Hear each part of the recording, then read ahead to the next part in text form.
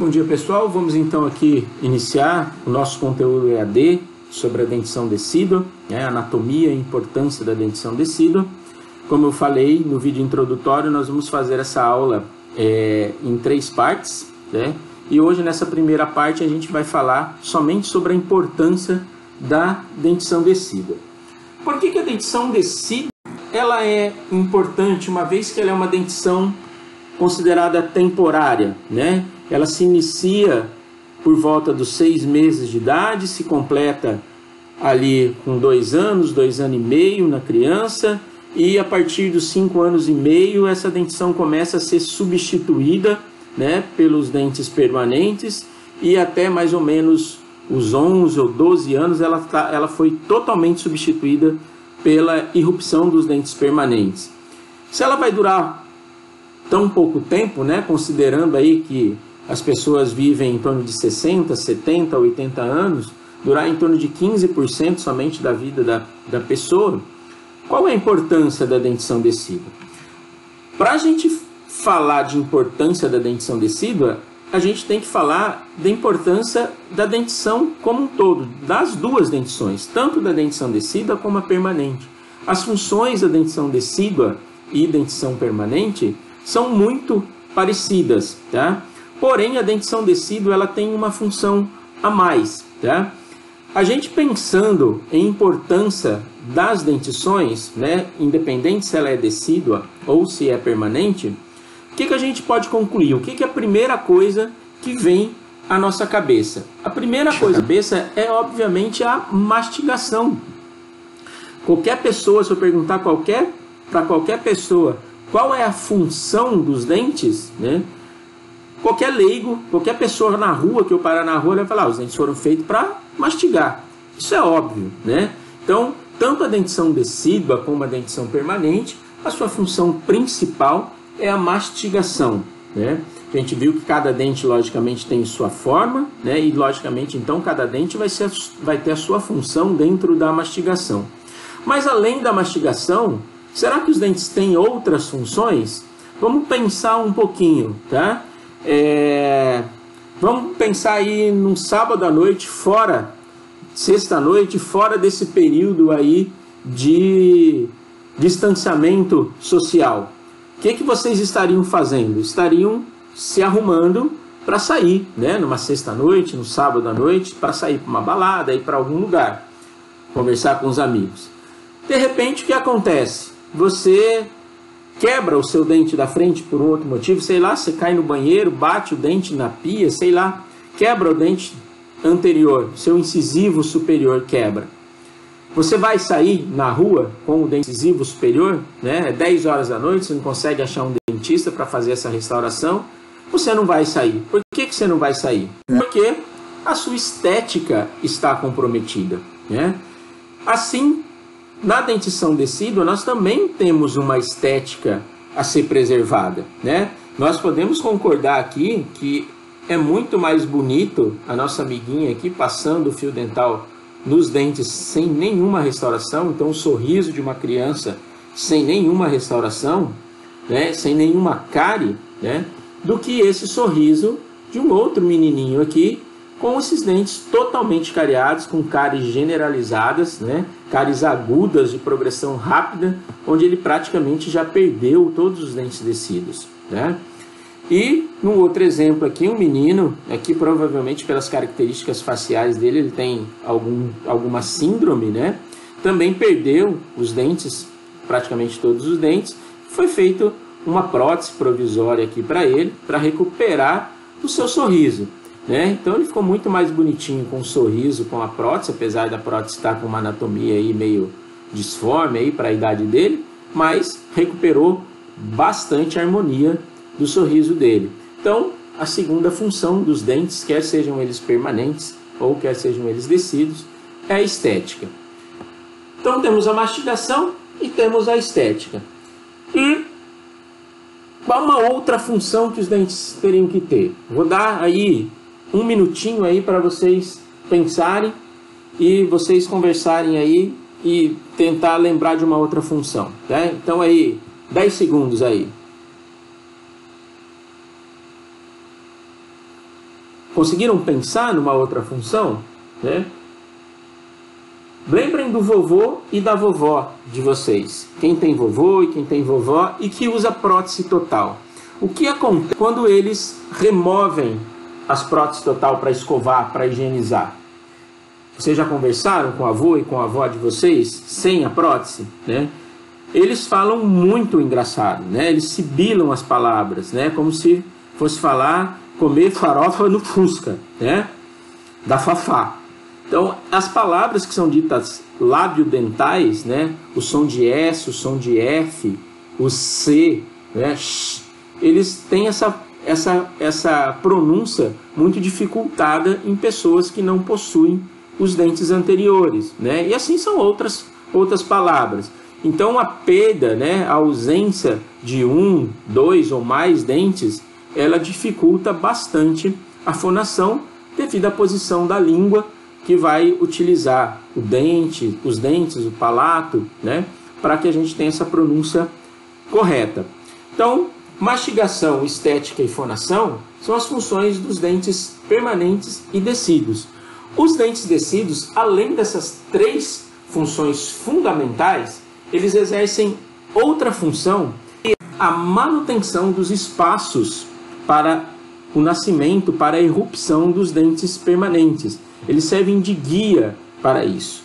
Os dentes permanentes estão localizados logo abaixo das raízes dos dentes descidos, né? Então, por um processo chamado de rizólise, tá? Não é risole lá da cantina, tá? É rizólise com Z, riso de raiz, lise, né? De reabsorção, de quebra, tá? Então ocorre a reabsorção das raízes dos dentes descidos e os dentes permanentes conseguem fazer a sua irrupção, né? Muita gente, muito leigo, acha que dente descido não tem raiz, porque a hora que o filhinho lá, a criança perde um dente naturalmente, né? O dente descido está com a raiz totalmente reabsorvida, mas eles têm raiz, né? Essa raiz ela sofre um processo de reabsorção chamada de rizólise, onde aí os dentes permanentes conseguem fazer a sua erupção. E através dessa rizólise das raízes é que os dentes permanentes vão ter a sua guia de erupção.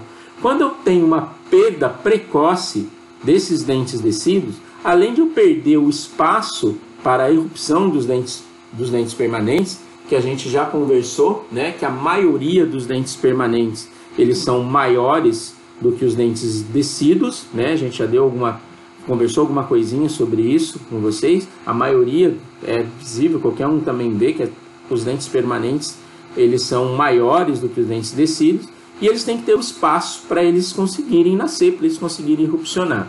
Então, se eu perco o meu dente muito antes do tempo, o que vai acontecer? Vai ocorrer uma mesialização, né, do dente, porque ele vai perder o seu ponto de contato. Os dentes precisam ter, para a estabilidade da sua posição, 3 pontos básicos de contato. Então ele tem o contato aqui, ó, na mesial, ele tem o contato com o dente na distal e ele tem que ter um terceiro contato, que é o contato com o seu dente antagonista. É somente a gente lembrar um banco, né? O banco ele precisa ter pelo menos 3 pernas, né? Se eu tenho banco com 2 pernas, tenho aqueles bancos compridos, eles são parados com 2 pernas apenas. Mas as pernas desses bancos, vocês têm que lembrar que elas são largas, né? Ela é uma madeira que apoia, então na verdade aquilo ali são 4 apoios, não são somente 2. Então um banco que tenha somente as pernas fininhas lá, eu não tenho um banco com 2 pernas. Eu tenho que ter no mínimo 3 apoios para esse banco parar em pé, né? Se eu aumentar a base, aí sim eu consigo parar com 2 pernas. Mas se eu tiver as pernas fininhas, ele para com 3 pernas. Então o dente também é a mesma coisa. Eu tenho que ter 3 pontos de contato para que ele estabilize a oclusão. Então ele tem o contato distal, tem o contato mesial e tem o contato com o seu dente antagonista. A partir do momento que o dente perde o contato com o antagonista, o dente vai sofrer uma extrusão. Aqui nesse exemplo a gente tem a perda de um dente inferior, né? Então o dente superior ele sofre uma extrusão, vocês vejam que ele desce, né, para o espaço onde perdeu o dente. E o dente que perdeu o contato aqui no exemplo, aqui na animação, ele só está mostrando o dente da parte distal se inclinando para a mesial. Mas a verdade, o da mesial também se inclina, como está nesse outro esquema aqui, ele também se inclina para a distal. Com essas inclinações, esses dentes permanentes ele acabam perdendo espaço e não conseguem fazer a sua erupção normalmente. Muitas vezes pode acontecer de ficar retido. Então, quando há uma perda precoce dos dentes descidos, eu tenho que colocar um mantenedor de espaço, tá? E da mesma maneira, quando eu tenho um processo carioso, que esse dente perdeu o material, eu tenho que manter o meu ponto de contato para que esse espaço também não se perca, tá?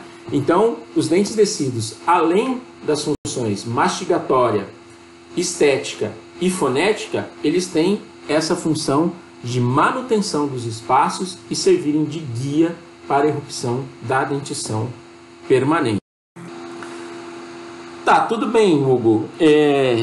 Os dentes precisam estar lá, permanecer para essa guia e manutenção dos espaços, mas e a anatomia do dente descido?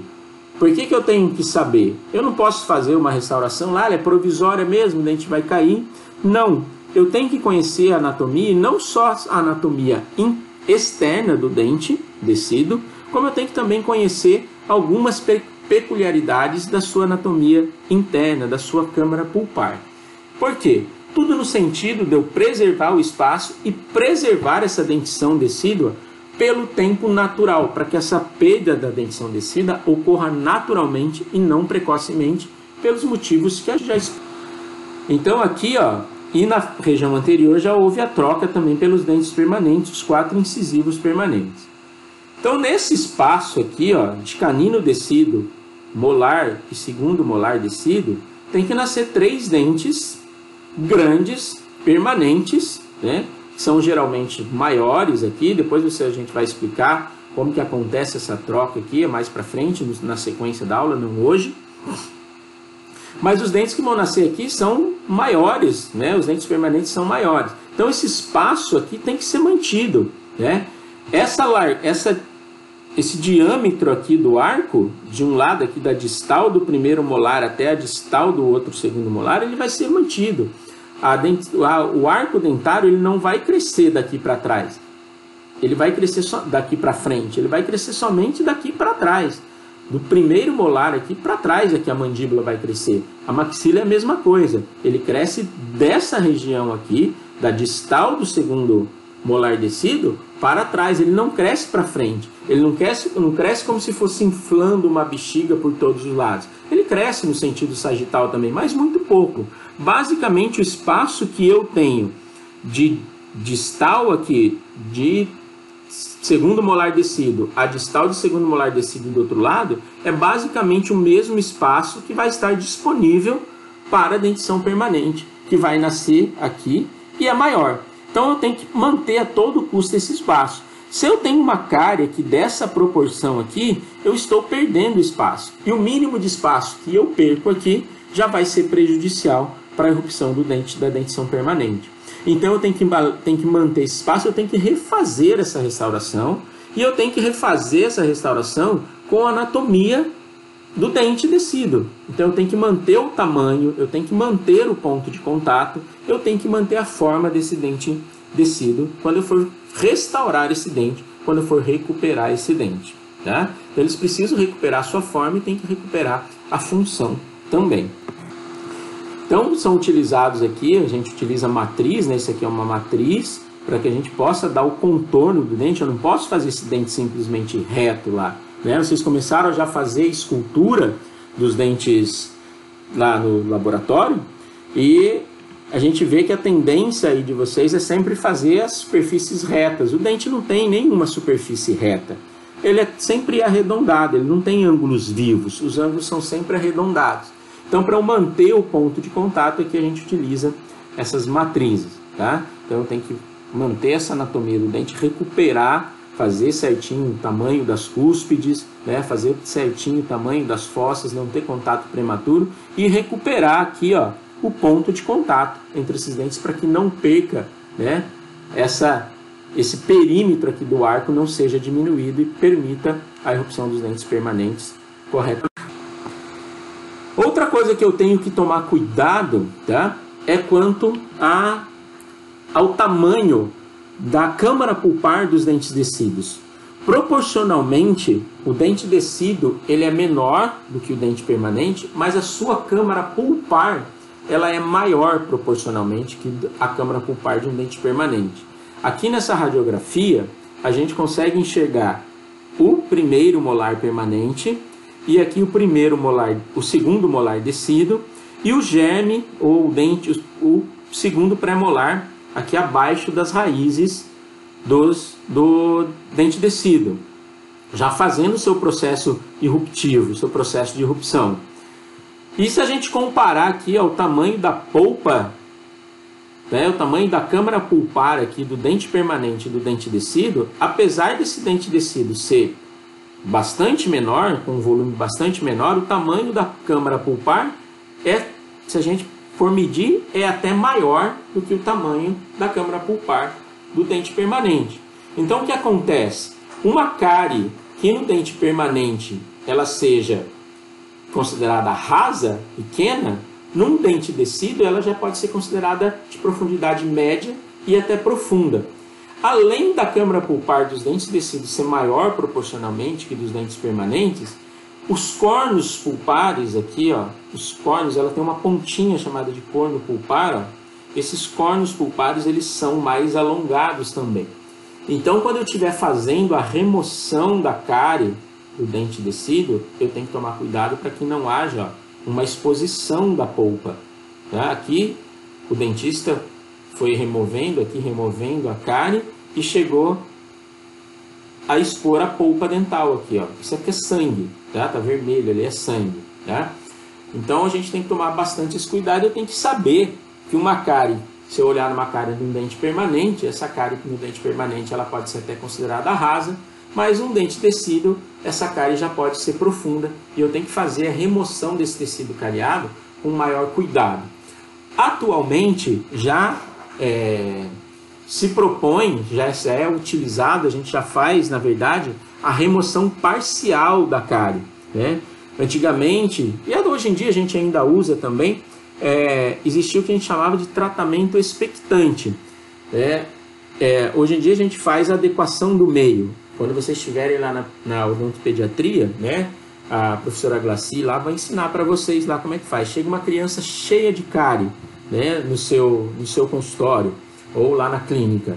Você vai tratar ele de um por um. Quando você começar, entre o tempo de você tratar o primeiro e você tratar o último, pode ser crucial, pode ser essencial para eu não chegar nesse ponto aqui. Então o que eu tenho que fazer? Eu tenho que fazer uma adequação do meio. Eu tampo todas as cavidades de todos os dentes numa sessão só, preferencialmente na primeira sessão, já tampo todos os dentes, não dá para fazer tudo na primeira. Eu marco mais uma sessão somente para fazer essa adequação do meio e depois sim, com essas cáries já tampadas, né, por um material provisório, onâmbro de vidro, óxido de zinco, né, as cáries já estão tampadas, elas não têm substratos, elas não se desenvolvem. E aí sim eu tenho mais tempo para tratar mais adequadamente cada um desses dentes. Eu não vou ter que correr tanto com o meu tratamento. Antigamente também havia o que a gente chamava de tratamento expectante. O paciente chegava no consultório, se eu considerasse que a cárie estivesse profunda, eu não removia toda a cárie. Eu removia parte da cárie, fazia uma restauração provisória com material restaurador provisório, pedia para a pessoa aguardar 30 dias, 45 dias, 60 dias com aquela restauração provisória e ela volta ao consultório depois desse tempo. Lembra daquela primeira aula que a gente viu lá? A gente já falou sobre os odontoblastos da polpa que produz dentina secundária e dentina terciária de reação. Depois de 60 dias, com essa cárie estabilizada lá dentro sem desenvolver, o paciente volta ao consultório, eu removo a restauração provisória e termino de fazer a remoção da cárie, porque os odontoblastos já produziram dentina secundária, então essa cárie está mais longe da polpa. Posso fazer esse tratamento expectante quer dizer de espera, tá? Uma vez, duas vezes, três vezes. Tá? E hoje em dia, mais atualmente, o que se faz? às vezes não se faz nem mais o tratamento expectante. Se remove a cárie periférica, ou seja, a cárie que está ao redor da cavidade, tá? E a cárie que está no fundo da cavidade, mais próxima à polpa, ela é deixada no preparo. E aí, em vez de fazer uma restauração provisória para reabrir esse dente novamente, depois de 30, 60 dias, remover essa cárie, eu faço a restauração já definitiva. A cárie vai ficar fechada lá de qualquer maneira e ela não vai se desenvolver. Só aí, logicamente, o paciente tem que tomar cuidado para que não haja uma infiltração dessa restauração, que aí a cárie já vai estar profunda, começa a infiltrar, ela começa a se desenvolver. E aí, então, tem que tomar esse tipo de cuidado. Então, o conhecimento de que a câmara pulpar dos dentes descidos são mais amplas e com os seus córneos pulpares mais acentuados, né, eu tenho que tomar esse cuidado quando eu for fazer a remoção de cárie dos dentes descidos. Não que eu tenho que tomar cuidado somente nos dentes descidos, né? Eu tenho que tomar cuidado na remoção de cárie dos dentes permanentes também. Mas o dente descido eu tenho que tomar esse cuidado adicional por saber que a sua câmara pulpar ela é bastante ampla. Um outro problema, entre aspas, que a gente tem nos dentes descidos, tá? É que os germes dos dentes permanentes estão alojados entre as raízes dos dentes descidos, né? Então, por essa razão que as raízes dos dentes descidos, elas são bem mais divergentes, tá? Aqui já começou o processo de risólise, né? Essa raiz já está reabsorvida, aqui já está praticamente toda reabsorvida, mas aqui eu vejo um dente permanente, ó, e as raízes elas são mais juntinhas, elas são mais unidas. Daqui dá para perceber que o ângulo que existe entre as raízes aqui dos dentes permanentes é bem maior que o ângulo que existe o ângulo que existe entre as raízes dos dentes descidos é bem maior, né, do que o ângulo que existe entre as raízes do permanente, justamente para alojar o dente permanente ali embaixo. Então, se eu tenho que fazer uma remoção, fazer uma exodontia desses dentes descidos precocemente, tá, eu tenho que ter em mente que o germe do permanente está ali embaixo. Senão, eu posso danificar, eu posso prejudicar esse dente permanente, que ainda não nasceu, está lá embaixo, e muitas vezes posso acabar até removendo junto esse germe dentário, e aí a criança vai perder, além do dente descido, ela vai perder também o dente permanente. Então, as raízes dos dentes descidos, elas são bem mais divergentes, justamente para quando são dentes com múltiplas raízes, né? 2 ou 3 raízes. Logicamente, os anteriores, né, de incisivo a canino, tem uma raiz só, não tem como haver divergência. Então, os dentes posteriores, os molares, né, descidos, eles possuem essas raízes bastante divergentes para alojar o dente permanente. Então, quando eu for promover uma exodontia, uma remoção, né, desse dente descido precocemente, o dente não tem mais jeito, eu tenho que lembrar de que o dente permanente está ali embaixo para não fazer uma iatrogenia e acabar prejudicando ou mesmo até às vezes removendo o dente permanente. Outra consequência da questão desse contato bastante íntimo da coroa do germe do dente permanente com as raízes dos dentes descidos é que quando eu tenho um processo infeccioso no dente descido, tá, a produção de pus, né, aqui a gente vê aqui, ó, isso aqui é uma fístula. Esse dente, percebem que os dois dentes aqui, eles estão com uma cor diferente. Esse aqui está mais branquinho, esse aqui está um pouquinho mais escuro, tá? Esse dente aqui, ele está com a polpa necrosada, a polpa morreu lá dentro, tá? E começou a produzir pus. O tecido necrosado, cheio de bactéria, começa a produzir pus. E esse pus, para onde é que ele vai? Ele vai lá para o final da raiz. E aí o que acontece com o dente permanente? Ele vai nascer com essa mancha aqui, ó. Por que que isso acontece? Porque o pus produzido por essa polpa necrosada, ele cria um ambiente bastante ácido ali dentro, tá? E a gente sabe que o dente permanente, o esmalte dele só vai acontecer a maturação desse esmalte depois de 6 meses a 1 ano que esse dente está na boca. tá? Que ele ocorreu a erupção dele. O esmalte, quando ele nasce, quando o dente nasce, quando ele erupciona, ele é mais molinho, ele não está totalmente maduro, ele é um esmalte ainda imaturo. Ele vai receber, né, sais minerais do meio, né, da saliva, e esse esmalte ele vai vai acontecer uma calcificação maior nele com o passar do tempo. Isso demora mais ou menos 6 meses. O esmalte em formação ainda de um dente que ainda não erupcionou, né, se ele receber essa carga aqui de pus em cima dele, né, esse pus ácido ali, esse ambiente ácido, vai descalcificar, vai provocar essa hipoplasia aqui do esmalte. Ele não vai sair um esmalte bem formado e vai sair com a mancha. No caso dos dentes permanentes, né, essa região aqui, ó, entre as vejam como a raiz do dente descido é bastante divergente, bastante aberta para caber o dente permanente aqui embaixo. Olha aqui um dente com mais rizoles, a raiz desse lado aqui está um pouquinho reabsorvida e aqui ela está quase inteira. Olha a divergência dessa raiz. Esse local aqui, entre as raízes dos dentes, tá, tanto permanente quanto o descido, tá, é chamado de furca. Nos dentes descidos, essa região aqui, a dentina dessa região, ela possui muitos canalículos, ela possui uma comunicação muito grande. E o pus que é formado dessa área de infecção, ele vai se localizar justamente nessa área de furca. Então vai prejudicar também essa região aqui, ó, forma aqui, ó, tá vendo, ó? Isso aqui passou, perfurou a furca. Tá? Esse dente aqui, ó, foi removido justamente nessa área que está mais radiolúcida aqui, ó, mais pretinha, né? Vocês já aprenderam isso na radiologia também. Ela está mais pretinha, por quê? Porque está formando pus.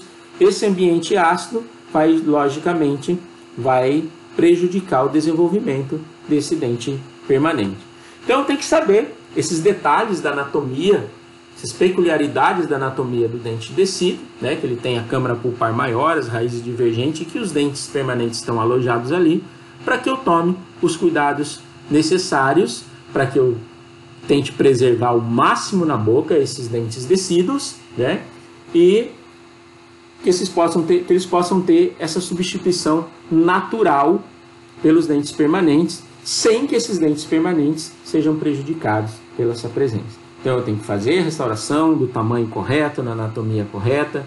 Se eu tiver cárie, eu tenho que remover com cuidado para não promover a exposição pulpar. Se tiver a exposição pulpar, eu tenho que fazer o tratamento endodôntico desse dente descido para não causar esse pus. E aí o tratamento endodôntico do dente descido eu tenho que tomar esse cuidado para essas raízes divergentes, senão eu posso perfurar também com instrumentos, né, de abertura coronária, com instrumentos endodônticos, eu posso perfurar essa furca aqui e vai dar pus e vai prejudicar o germe da mesma maneira. E em último caso, eu promovo a remoção desse dente descido, quando ele não tiver mais jeito, não tiver mais salvação, faça essa remoção, mas quando eu for fazer a remoção eu tenho que lembrar ainda que esse dente permanente, existe um dente permanente ali em íntimo contato com essa raiz, tentando fazer essa remoção, essa exodontia de uma maneira que possa preservar intacto esse dente permanente que está ali em contato.